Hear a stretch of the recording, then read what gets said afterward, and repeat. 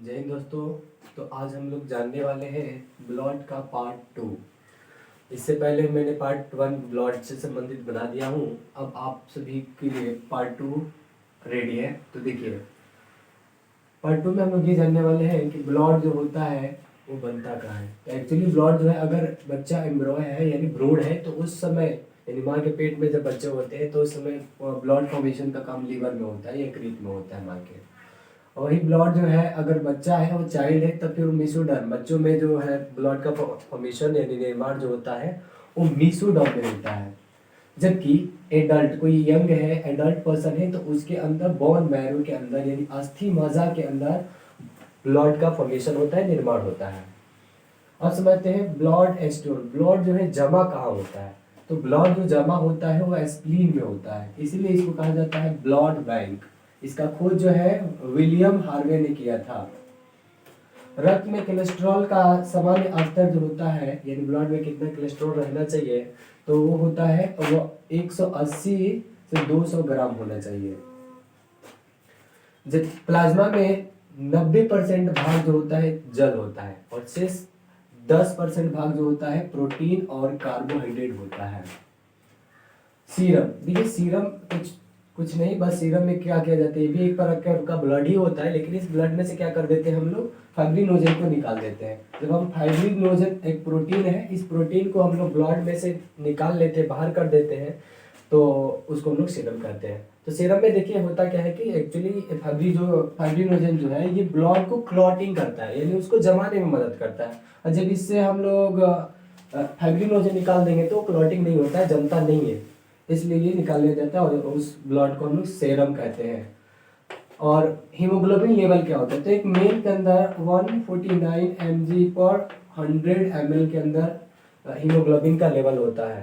यानी हीमोग्लोबिन एक मेल के अंदर कितना होगा, तो इतना, और एक फीमेल के अंदर 139 mg पर 100 ml ब्लड में इतना mg हीमोग्लोबिन होता है।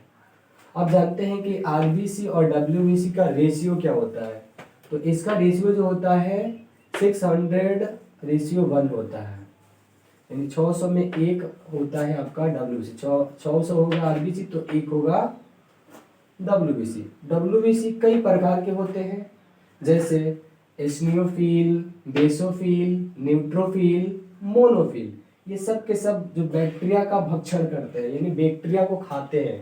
जैसे कि हमें कभी क्या हो जाता है, बाहर से गंदे हाथों में से कुछ खा लेते हैं, बिना साफ किए हाथों से खा लेते हैं, तो उस समय हमारे हाथों में बहुत सारे जम्स होते हैं, कीटाणु होते हैं, वो हमारे पेट के अंदर जाते हैं। तो आप सोचे होंगे क्या होता है कि उनका यही जो है डब्ल्यूबीसी के अंदर जो ये स्नोफिल, बेसोफिल और न्यूट्रोफिल, ये जो क्या कर देते हैं, उस बैक्टीरिया को किल कर देते हैं, मार देते हैं। अब देखे होंगे बच्चे, जो छोटे छोटे बच्चे होते हैं, वो कुछ भी उठाएंगे मुंह में लेके डालेंगे, तो मुंह में एक लाइसोजाइम, एक एंजाइम होता है लाइसोजाइम, और डब्ल्यूबीसी ये जो होता है ब्लड में, ये दोनों क्या करता है, जर्म्स को किल कर देता है, बैक्टीरिया को मार देता है। तो बैक्टीरिया भक्षण है, बैक्टीरिया को खाने वाला है लोग, ये सारे डब्ल्यूबीसी।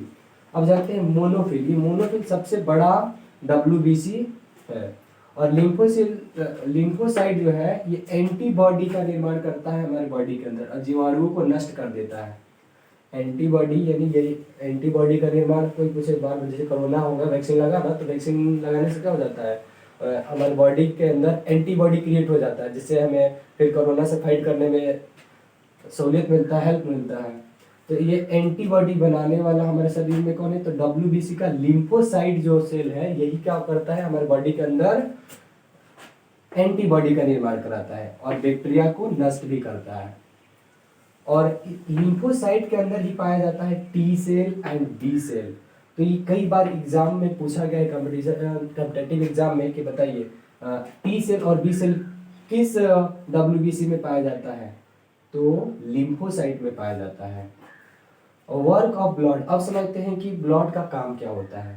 तो यहाँ पर कुछ मेन काम हम लिखे हैं, जैसे कि पहला ब्लड का काम है कि पचे भोज्य पदार्थों को ट्रांसफर करता है, यानी जो हमारे शरीर के अंदर डाइजेस्ट फूड होता है उसको ये ट्रांसफर करता है, परिवहन का काम करता है। दूसरा काम ये है कि ये रक्त हार्मोन जो होते हैं, जैसे CO2 तथा O2 का भी ट्रांसफर करता है, ये खून ही का काम है। CO2 और O2 को ट्रांसफर करना। दूसरा, रक्त उत्सर्जित पदार्थों का निष्कासन करता है। अब यानी हमारे ब्लड से जो चीजें एक्सक्रीट होता है यानी बाहर निकलता है, तो उसको भी ये ट्रांसफर निष्कासित निकालने का काम करेगा।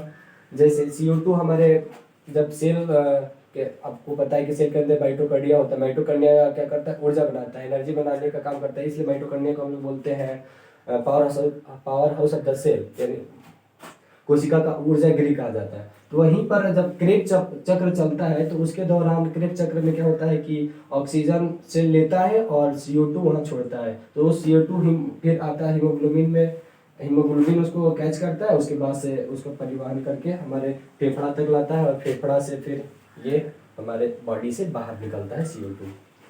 तो ये हो गया CO2 और O2 का ट्रांसफर करता है और डाइजेस्ट फूड का भी ट्रांसफर करता है। दूसरा, इसका जो एक्सक्रीटरी सब्सटेंसेस होता है उसको शरीर से बाहर निकालता है। नेक्स्ट बहुत इंपॉर्टेंट, टेम्परेचर को कंट्रोल करता है, यानी ब्लड जो है हमारे शरीर के तापमान को नियंत्रण करता है। एक बीमारी होती है मलेरिया, इस मलेरिया बुखार में क्या हो जाता है, टेम्परेचर बहुत ही कम हो जाता है।